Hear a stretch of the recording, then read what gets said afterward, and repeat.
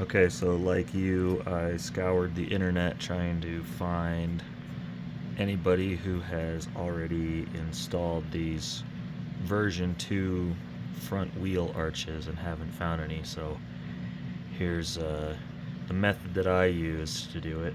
This is the side that's the version 1. And you can see here's the replacement one.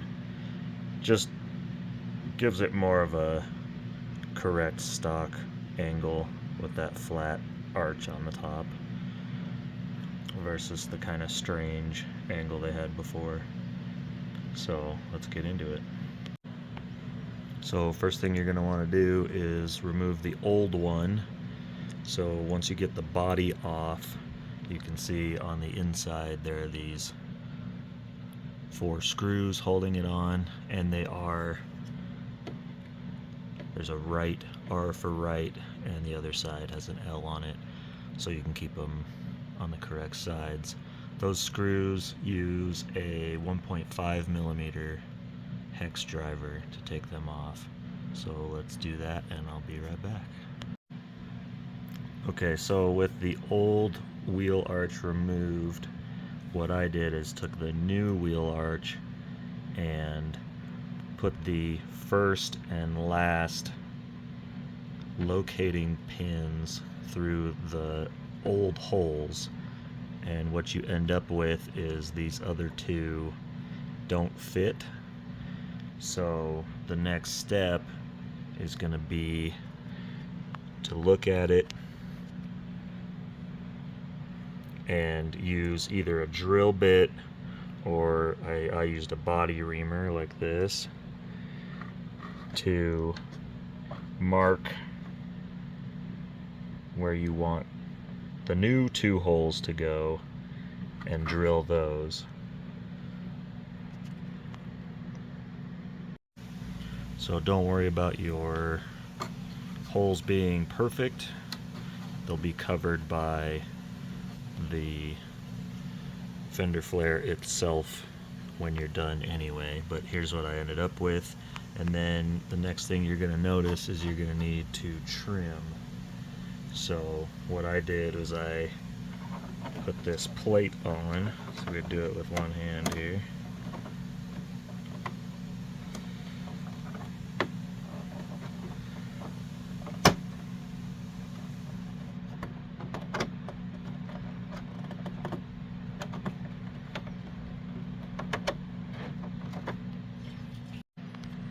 Alright, one-handed was not the way to go on that, but we got it done. And then what I did was, you've got this extra piece here sticking out.